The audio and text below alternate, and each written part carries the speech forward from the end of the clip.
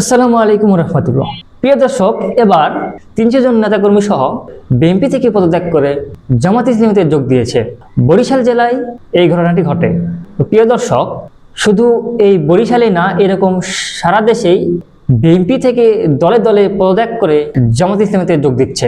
বিএনপির বড় বড় নেতাকর্মীরা যখন জামাত ইসলামকে নিয়ে অপপ্রচার ও বিভিন্ন মিথ্যাচার করে বেড়াচ্ছে, তখনই তারা তাদের নেতাকর্মীদের হারিয়ে ফেলছে। তো প্রিয় দর্শক, বিএনপি যতই জামাতের সমালোচনা ও মিথ্যাচার করতে থাকবে, ততই জামাত ইসলামী সম্মান আরো বাড়িয়ে যাবে। তো প্রিয় দর্শক, এখন আপনাদের দেখাবো ঢাকা 10 আসনে জামাত ইসলামী মনোনীত ও 11 দলীয় জোট সমর্থিত সংসদ সদস্য পদপ্রার্থী অ্যাডভোকেট মোহাম্মদ জসিমউদ্দিন সরকারের সমর্থনে নির্বাচনী জনসভা আয়োজন করা হয়। সেখানে প্রধান অতিথি হিসাবে সম্মানিত আমিরে জামাত জননেতা ডাক্তার শফিকুর রহমান। তো প্রিয় দর্শক, সেখানে আমিরে জামাত একটি অসাধারণ বক্তব্য দিয়েছেন। তো এই বক্তব্যটি শুনে বিএনপির নেতাকর্মীদের ঘুম হারাম হয়ে গেছে। তিনি বিএনপি নেতাদের উচিত জবাব দিয়েছেন।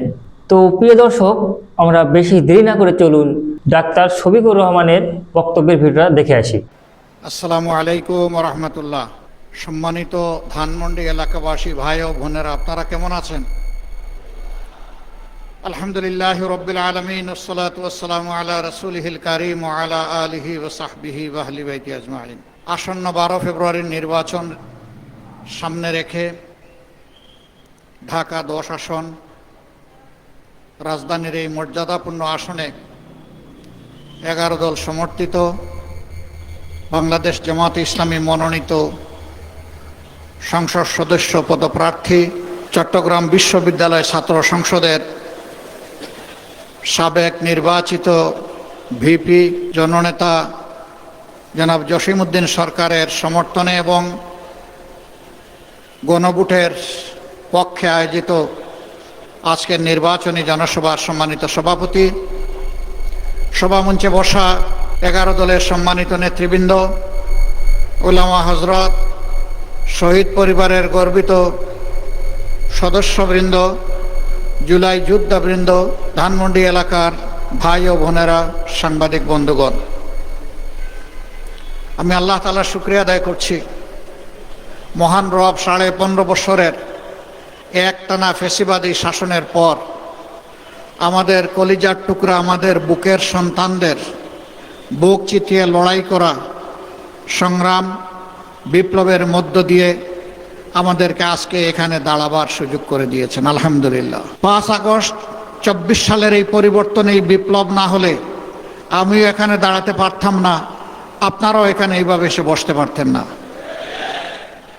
সুতরাং এই জুলাই আন্দোলন এবং তার আগে 2006 সালের 28 অক্টোবর থেকে লকি বইটার তাণ্ডবে যাদেরকে খুন করা হয়েছিল, তৎকালীন ফ্যাসিস্ট সরকার ক্ষমতায় আরোহণের মাত্র 1.5 মাসের মাথায় আমাদের সংগঠনে অবস্থিত পিলখানায় 57 জন সামরিক অফিসারকে যেভাবে নির্মমভাবে পরিকল্পিতভাবে খুন করা হয়েছিল, পরবর্তী পর্যায়ে বিচারের নামে চরম অবিচার করে জামাতে ইসলামের নেতৃবৃন্দকে যেভাবে খুন করা হয়েছে, অন্যান্য দলের নেতৃবৃন্দকে খুন করা হয়েছে, কর্মীদেরকে খুন করা হয়েছে, আলিম উলামাকে খুন করা হয়েছে এবং হাজার হাজার মামলা দিয়ে, লক্ষ লক্ষ মামলা দিয়ে কোটি মানুষকে তারা নির্যাতন করেছে। সেই নির্যাতনের শিকার যেমন হয়েছেন পুরুষ, তেমনি হয়েছেন নারী। কাউকেই তারা রেহাই দেয়নি। শহীদ যেমন হয়েছেন পুরুষ, তার পাশাপাশি লড়াই করে হয়েছেন নারী। 15.5 বছর টানা আমরা সংগ্রাম করেছি, প্রতিবাদ করেছি, আন্দোলন করেছি, কিন্তু আমরা ফ্যাসিস্টদেরকে সরাতে পারি নাই।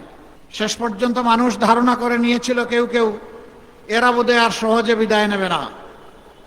সম্ভবত 41 সাল পর্যন্ত এরা দাঁতে কামড় দিয়ে গায়ের জোরে জাতির ঘাড়ে বোঝা হয়ে থাকবে।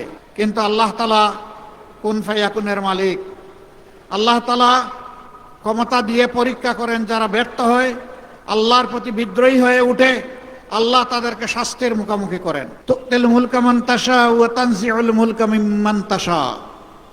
আল্লাহ যাকে চান ক্ষমতা দিয়ে সুযোগ দেন, পরীক্ষা করেন। কেউ যদি বিদ্রোহ করে, কেউ যদি অন্যায় অপরাধে দেশটাকে, সমাজটাকে ভরে দেয়, তাহলে আল্লাহ তাআলা তার কাছ থেকে ঝাপটা মেরে সেই ক্ষমতা শুধু নেন না, তাকে আছাড় দিয়ে অপদস্থ করেন। এর পরের জায়গায় বলা হয়েছে তুইজ্জু মান তাশাউ ওয়া তুযিল্লু মান তাশাউ বিয়াদিকাল খায়র ইন্নাকা আলা কুল্লি শাইইন কাদির। আল্লাহ যাকে চান তাকে ইজ্জত দেন, সম্মান দেন, আবার যাকে চান তাকে আল্লাহ লাঞ্ছিত করেন। এরপরে আল্লাহ বলছেন ইজ্জত দেওয়া এবং লাঞ্ছিত করা এর পূর্ণ শক্তি আল্লাহ তাআলার হাই হয়েছে বাংলাদেশ। আপনারা জানেন আমরা একটি মুসলিম দল, আমাদের 11 জন নেতাকে খুন করা হয়েছে ঠান্ডা মাথায়। তাদের অপরাধ তারা দেশকে ভালোবাসতেন, তাদের অপরাধ তারা সৎ ছিলেন, তাদের অপরাধ তারা মানুষকে ভালোবাসতেন, তাদের অপরাধ তাদের অবস্থান ছিল ন্যায়ের পক্ষে অটল, তাদের অপরাধ তারা কোনো আধিপত্যবাদের সামনে মাথা নত করেন নাই, তাদের অপরাধ তারা সরকারি দায়িত্ব পালন করার সময় জনগণের সম্পদের উপর হাত দেন নাই, তারা সততা স্বচ্ছতার সাথে স্মার্টনেস নিয়ে তারা তাদের দায়িত্ব পালন করেছেন। এরকম মানুষ যদি সমাজে বেড়ে যায় তাহলে মতলববাজদের 12টা বাজবে। এই জন্য সমস্ত কুচক্রী মহল এক হয়ে তাদেরকে খুন করেছে, দেশি বিদেশি কুচক্রী মহল। সম্মানিত বন্ধুগণ, 13.5 বৎসর আমাদের সবগুলো অফিস বন্ধ, এটা আর কোনো দলের হয় নাই, কোনো দলের শীর্ষ 11 জন নেতাকে খুন করা হয় নাই। তারপরে আমাদের নিবন্ধন কেড়ে নেওয়া হলো, আমাদের প্রতীকও কেড়ে নেওয়া হলো, আমাদের নেতৃবৃন্দের ঘর দুয়ার বোলডোজার দিয়ে ভেঙে চুরমার করে দেওয়া হলো, আমাদের হাজার হাজার সহকর্মীকে বিভিন্ন জায়গায় তাদের চাকরি কেড়ে নেওয়া হলো, তাদের দোকানপাট ব্যবসা বাণিজ্য লুট করা হলো, আবার আমাদের শত শত কর্মীকে মা বাপের, স্ত্রীর, সন্তানের, ভাইয়ের, বোনের বুক থেকে তুলে নিয়ে তাদেরকে গুম করা হলো, আয়না করে রাখা হলো। এটা শুধু আমাদের জন্য ছিল না, আমাদের জন্য সবার চেয়ে বেশি ছিল এবং ভিন্ন ভিন্ন কায়দায় ছিল, যেটা অন্যদের ছিল না। কিন্তু জুলুম সারা জাতির উপর, সমস্ত দলের উপর, আলেম ওলামার উপর, সাংবাদিক মহলের উপর, এই সমাজের বিশিষ্টজনদের উপর কাউকে এরা ছেড়ে কথা বলেনি। কার্যত গোটা বাংলাদেশকে একটা কারাগারে পরিণত করেছে, একটা জল্লাদখানায় পরিণত করেছিল। সারা বাংলাদেশ ছোপ ছোপ রক্ত আর খাড়ি খাড়ি লাশ দিয়ে তারা ভরে দিয়েছিল। এই সব কিছুর পরে আল্লাহ তাআলার নিয়ামত হিসাবে দেশের মানুষের জন্য 5 আগস্ট এসেছিল।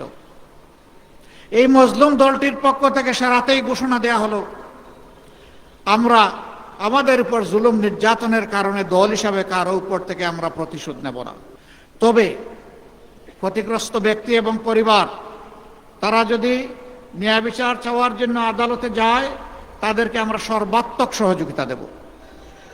আমরা আমাদের কথা রেখেছি, প্রতিশোধ নেই নাই, যারা আইনের আশ্রয় নিয়েছেন তাদেরকে আমরা সহযোগিতা দিয়ে চলছি। আমরা কথা দিয়েছিলাম আমাদেরকে যেভাবে সর্বশান্ত করা হয়েছে আমরা তার প্রতিশোধ নিতে গিয়ে কারো সম্পদের দিকে চোখ তুলেও তাকাবো না, আমরা চাঁদাবাজি করব না। আপনারা বলুন আমরা কি চাঁদাবাজি করেছি? গত 17 মাসে আমরা কোথাও চাঁদাবাজি করি নাই। আমরা বলেছিলাম আমরা শত শত হাজার হাজার মানুষকে মামলার আসামি বানিয়ে মামলা বাণিজ্য করব না, আমরা মামলা বাণিজ্য করি নাই, আমরা কথা রেখেছি।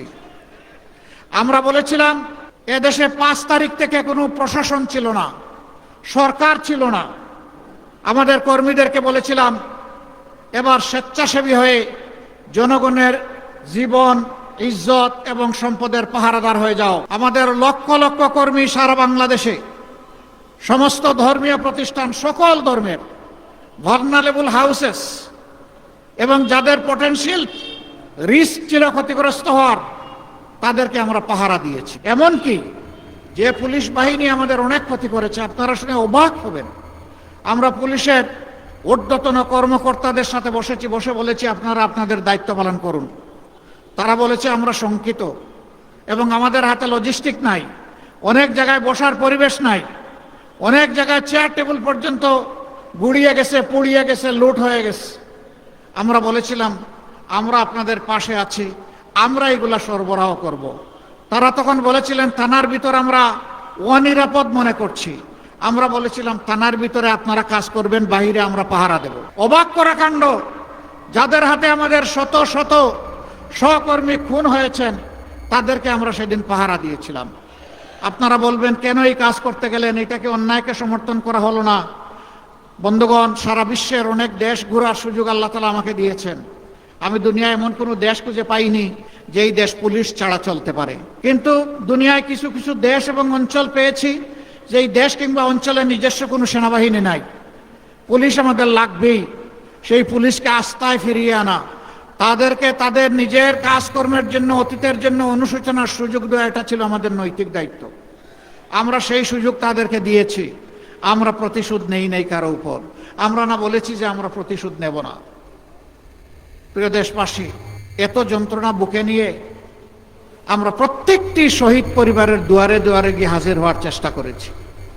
আমরা গিয়ে বলেছি, হে সম্মানিত শহীদ পরিবার, আপনার সন্তান, ভাই, আপনার পিতা কিংবা আপনার স্বামীর অথবা আপনার মেয়ের কোরবানির ফসল আজকের এই বাংলাদেশ। সুতরাং আপনারা জাতির সম্পদ। আজ থেকে আমরাও আপনাদের পরিবারের সদস্য। বহু পরিবার নিঃস্ব, কিছুই নেই। সাধারণ রিক্সা চালক আমার ভাইটি শহীদ হয়ে গেছে। সাধারণ একজন গার্মেন্ট শ্রমিক ছিল, সে শহীদ হয়ে গেছে। আমরা সেই পরিবারগুলোকে বলেছি, আজ থেকে এই পরিবারগুলো আমাদের পরিবার। এই পরিবারগুলোকে মোটামুটি স্বস্তিতে চলতে দেওয়ার সমস্ত দায়িত্ব আল্লাহর উপর ভরসা করে আমরা নিলাম। আমরা সেই দায়িত্বগুলো পালন করে চলেছি নীরবে। এগুলার প্রচার আমরা করি না। আমরা চাই না কোনো মানুষকে অপমানিত করতে। প্রত্যেকটা মানুষের আত্মসম্মানবোধ বা মর্যাদাবোধ আছে। আমি হাতেম তাই হয়ে তাকে পরিচিত করলাম, আর সে আমার এই অনুদান নিচ্ছে, এটা দেখালাম, এইটাকে আমরা তার প্রতি অমর্যাদা মনে করি। শহীদ পরিবারকে অমর্যাদা করার অধিকার কারণে আমরা যা করেছি নীরবে করেছি, কাউকে দেখিয়ে করি। যা আল্লাহ আমাদেরকে তৌফিক দিয়েছেন, এখনো আছে, আমরা তাদেরকে ছেড়ে যাই নাই, ছেড়ে যাব না ইনশাআল্লাহ। সকল শহীদ পরিবারের প্রয়োজন নেই আমাদের কোনো আর্থিক সহযোগিতা নেওয়ার, কিন্তু এইটুকু তাদের অধিকার আছে আমাদের উপর যে তারা আমাদের থেকে শ্রদ্ধা এবং ভালোবাসা পাবেন। আমাদের মধ্যে কৃতজ্ঞতা বোধ থাকবে, এটা থাকতেই হবে। সম্মানিত দেশবাসী, এলাকাবাসী, আমরা মানুষের জন্য এই দেশকে ভালোবাসি। অনেকে আমাদেরকে খুঁচা দেয়, ভাই আমাদেরকে কষ্ট দিয়েন না, আমরা বড় মজলুম দল। বলেন আমরা নাকি গুপ্ত নাকি সুপ্ত। লজ্জা। নিজেরা যারা গুপ্ত সুপ্ত হয়ে থেকেছেন, সেই লোক যদি আমাকে গুপ্ত বলে, আপনাকে গুপ্ত বলে, আপনার কেমন লাগবে বলেন? বছরের পর বছর দেশবাসী কিছু মানুষের ছায়াও দেখে নাই। সেই মানুষ যদি আমাকে বলে আমি গুপ্ত না সুপ্ত, হ্যাঁ আপনি বলতেই পারেন আমি গুপ্ত ছিলাম কারাগারে, দফায় দফায়। আপনি যদি ওইটাকে গুপ্ত বলেন, তাইলে আমি অবশ্যই গুপ্ত। আমি এদেশের মানুষকে বিপদের মুখে ফেলে দিয়ে আমি পালিয়ে যাইনি। আমি ইচ্ছা করলে পালিয়ে যেতে পারতাম। আমি শুধু না, আমার সহকর্মীরা পালিয়ে যায়নি। নিশ্চিত মৃত্যু জেনে আমাদের সহকর্মীরা সাহস করে বাংলাদেশে ফিরে এসেছে। এই এলাকায় ইবনে সিনা হাসপাতাল আছে, ডায়াগনস্টিক সেন্টার আছে। এর প্রাণ পুরুষ ছিলেন মীর কাসেম আলী। সেই সময়টা তিনি ছিলেন আমেরিকায়, যিনি বাংলাদেশের অর্থনীতিকে পাল্টে দিতে চেয়েছিলেন, যিনি এদেশের যুবকদেরকে কাজ দিয়ে উদ্দীপ্ত করেছিলেন। তাকে তার বন্ধুরা বলেছিল don't come back to Bangladesh. তিনি বলেছেন হোয়াই? তারা বলেছে তুমি আসলে, ভাই আপনি আসলে আপনার সিনিয়র নেতাদের যে অবস্থা হচ্ছে আপনারও তাই হবে। তিনি বলছেন I don't care, I only care Allah সুবহানাহু ওয়া তাআলা। আমি আল্লাহ ছাড়া কাউকে কেয়ার করি না। আমি আসব, আমার বিরুদ্ধে মামলা হবে, আদালতে দাঁড়াবো, স্পষ্টভাবে চিৎকার দিয়ে বলবো আমি টোটালি নিষ্পাপ, নিরপরাধ। আমার বিরুদ্ধে যে মামলা করা হয়েছে এই পাপ আমি করি নাই, এই অপরাধ আমি করি নাই, এটা সাজানো পাতানো এবং মিথ্যা। এরপরে আমার যদি ফাঁসি হয়, ফাঁসি হবে, আমি আল্লাহর দরবারে শহীদ হয়ে কবুল হয়ে যাব। প্রিয় এলাকাবাসী, তিনি যতদিন ছিলেন আপনাদের আপনজন ছিলেন। আমি জানি তিনি এলাকার মানুষকে বিশেষভাবে ভালোবাসতেন। এই জসিমউদ্দিন সরকার সাহেব ও তার জীবনের একটা অংশ ইবনে সিনা কাটে। এই ইবনে সিনা বাংলাদেশের স্বাস্থ্য ক্ষেত্রে পথ প্রদর্শক, রাস্তা দেখিয়েছে বাংলাদেশকে।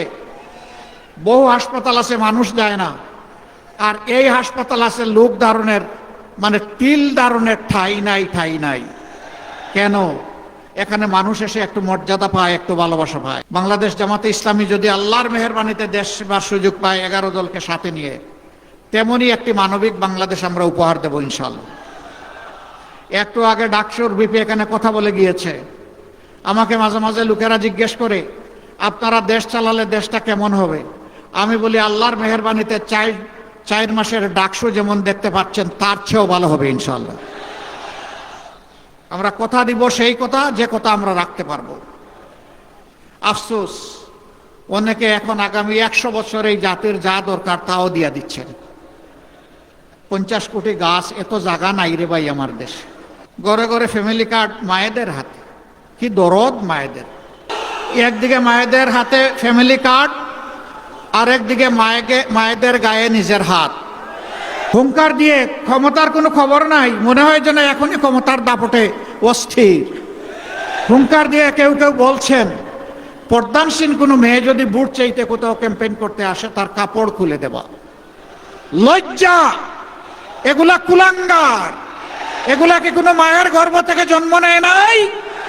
যদি জন্ম নিয়ে থাকে তাহলে কেমনে বলে একজন মায়ের গা থেকে টান দিয়ে কাপড় খুলে দিবা? আপনারা দেখেছেন শুধু বুট চাওয়ার অপরাধে একজন পর্দাসীন মায়ের পেটে লাথি দিয়েছে। মায়ের মর্যাদা কখন শিখবা? পরিবার কোনো ভদ্রতা শিখায় নাই? সবাই তো একজন মায়ের পেট থেকে দুনিয়া এসেছি।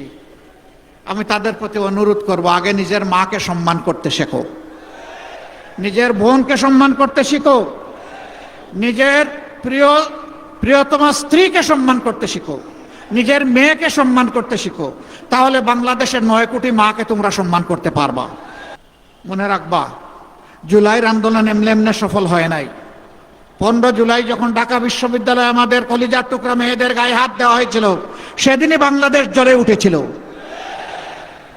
মায়ের সন্তানেরা সব সহ্য করতে পারে, কিন্তু মায়ের অপমান বরদাস্ত করতে পারবে না। এরপরে আমরা কি দেখলাম? চূড়ান্ত মুহূর্তে 4 তারিখ অনেক মা সরাসরি রাস্তায় নেমে এসেছেন, পানি আর খাবার দেওয়ার জন্য নয়, সরাসরি প্রতিবাদ এবং লড়াই করার জন্য। একজন মা এই উত্তরার রাজপথে 10 মাসের সন্তান তুলে নিয়ে চলে এসেছেন। আমার সাংবাদিক বন্ধুটি প্রশ্ন করেছে, মা আপনি সাংঘাতিক কাজ করলেন। তিনি বললেন, আমি কি করলাম? ওই যে অবুজ শিশু বুকে নিয়ে আপনি এখানে এসেছেন কেন? মুহুর্মুহু গুলি, একের পর এক লাশ পড়ছে, আপনি কেন এখানে এসেছেন? তিনি বললেন, আমি কি জন্য এসেছি জানতে চান? আমি এসেছি শহীদ হওয়ার জন্য। সন্তান আমার একটা নয়। আজকে বাংলাদেশের প্রত্যেকটি রাজপথে যতটা তরুণ তরুণী নেমেছে সবগুলো আমার সন্তান। আমি তাদেরকে সাহস জোগাতে এসেছি। আমি জোগাতে এসেছি যে মারা কাপুরুষ নয়, তারা ভয় পায় না। তোমরা লড়ে যাও, অন্যায়ের সামনে মাথা নত করবে না। তোমরা নিজে মাথা উঁচু করে প্রয়োজনে শহীদ হও, আর এই জাতির মাথা উঁচু করে দাও। সেই মাকে অপমান করেন।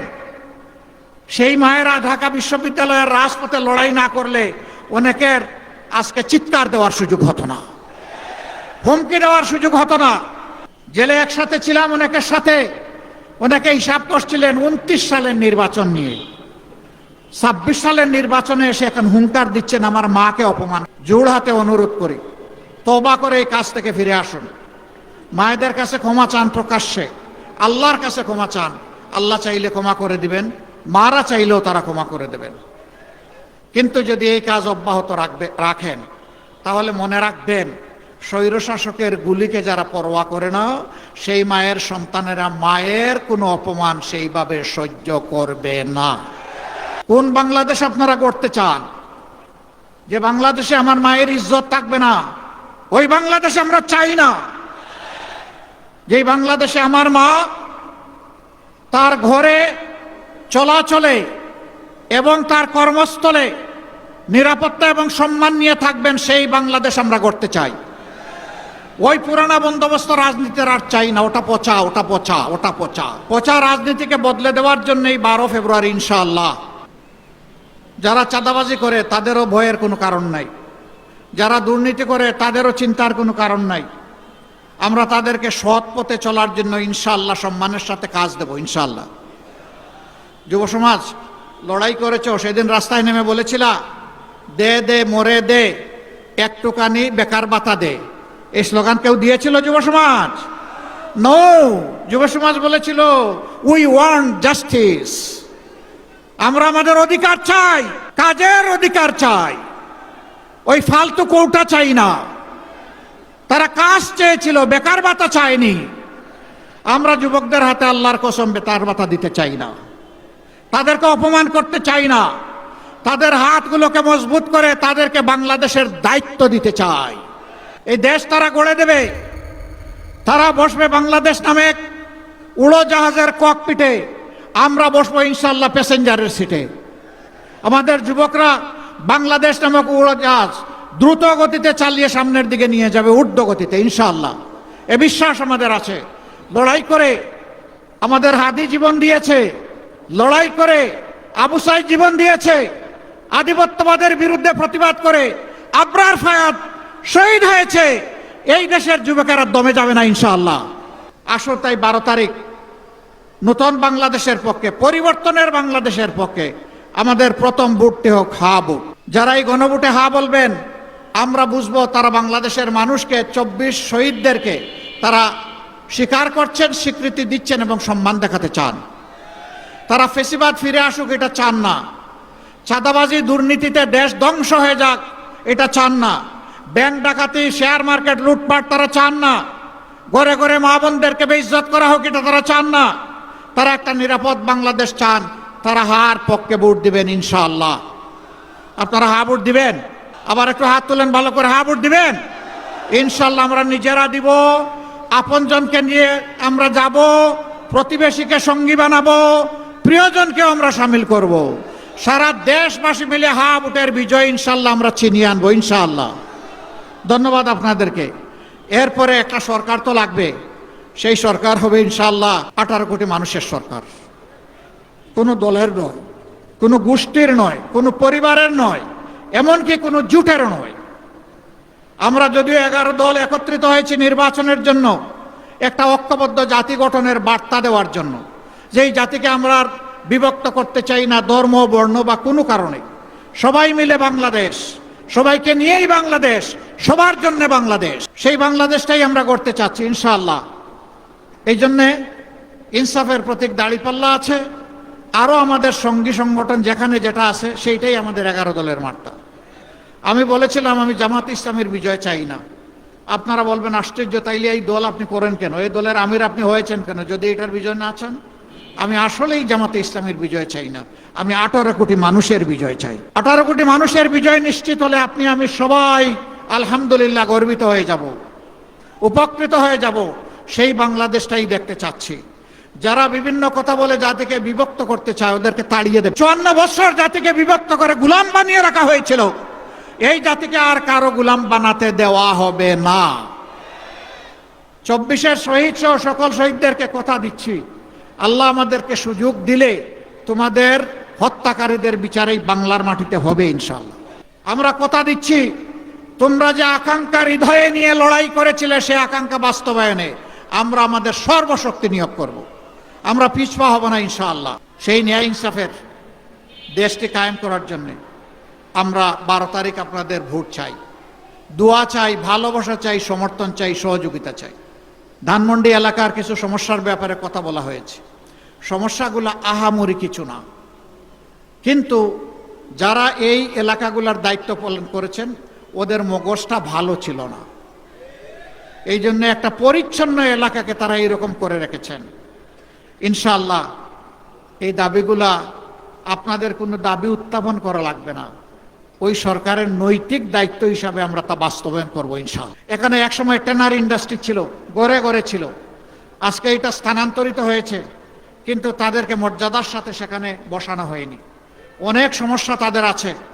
আমাদের শহীদ আমিরে জামাত মৌলানা মতিউর রহমান নিজামী শিল্পমন্ত্রী থাকা অবস্থায় উদ্যোগটা নিয়েছিলেন এলাকাকে একটু পলিউশন থেকে মুক্ত করে সম্মানের সাথে তাদের ব্যবসার সুযোগ করে দেওয়ার জন্যে। সেই সাভারের ট্যানারি শিল্প এখনো পর্যন্ত আধুনিক শিল্পে রূপান্তরিত হয় নাই, অথচ এটি এমন একটা সম্পদ বাংলাদেশের, এই কাঁচামাল সমৃদ্ধ এই সম্পদকে আমরা একদম মাটির সাথে মিশিয়ে দিচ্ছি। আমরা কথা দিচ্ছি আমরা এই ভাইদেরকে বুকে ধারণ করে তাদেরকে গর্বিত করব, তাদের হাত শক্তিশালী করব, তাদের সমস্যার সমাধান করব। শিল্পে, চামড়া শিল্পে বাংলাদেশ বিশ্বে নজির স্থাপন করবে ইনশাআল্লাহ। দোয়া করবেন এই এলাকার খেদমতের জন্য। আমরা 11 দলের পক্ষ থেকে যাকে আমরা নির্বাচিত করেছি প্রিয় জনগণ, আপনারাও 12 তারিখ আপনাদের মূল্যবান ভোট দিয়ে ইনশাআল্লাহ তাকে নির্বাচিত করবেন। এখন তার হাতে আমি ইনসাফের প্রতীক দাঁড়িপাল্লা তুলে দিচ্ছি এবং তাকে আপনাদের কাছে আমানত রেখে যাচ্ছি। আপনারা যদি আমাদের উপর আস্থা রাখেন, ইনশাআল্লাহ আমাদের সমস্ত যোগ্যতা দিয়ে আপনাদের আস্থার প্রতিদান দেওয়ার চেষ্টা করব। আল্লাহ যেন আমাদেরকে তৌফিক দান করেন। জনাব জসিমউদ্দিন সরকারের হাতে আমরা ইনসাফের প্রতীক দাঁড়িপাল্লা তুলে দিলাম। কোন সে প্রতীক? জুড়ে বলুন, আরো জুড়ে। ইনশাআল্লাহ, মাশাআল্লাহ, 12 তারিখ সকাল সন্ধ্যা বিজয়ের মালা। ইনশাআল্লাহ, ইনশাআল্লাহ বিজয় ঘরে নিয়ে ফিরবেন। তবে একটা কথা আমি বলে যাই, সাবধান থাকবেন, আকাশে কিছু কালো চিল ঘোরাফেরা করছে। ওরা যদি ছু মেরে আপনাদের ভোটকে এলোমেলো করে দিতে চায়, সবগুলা ডানা খুলে ফেলবেন। ওই স্লোগান অচল, আমার ভোট আমি দিব, তোমারটাও আমি দিব, এদিন শেষ। তোমারটা তুমি দাও, আমারটা আমি দিব। আমারটায় হাত দিবা না, হাত দিলে আগুন জ্বলে উঠবে। সেই পাহারাদারি করতে পারবেন ইনশাআল্লাহ। মোবারকবাদ, ধন্যবাদ। আসসালামু আলাইকুম ওয়া রাহমাতুল্লাহ। লিল্লাহি তাকবীর, লিল্লাহি তাকবীর। ইনকিলাব, ইনকিলাব, জিন্দাবাদ, জিন্দাবাদ।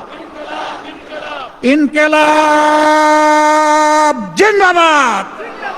আসসালামু আলাইকুম ওয়া রাহমাতুল্লাহ। তো প্রিয় দর্শক, এতক্ষণ পর্যন্ত আমিরে জামাত ডাক্তার শফিকুর রহমানের ভিডিওটা দেখলেন। তো ভিডিওটা কেমন লেগেছে অবশ্যই নিচের কমেন্ট বক্সে জানিয়ে যাবেন।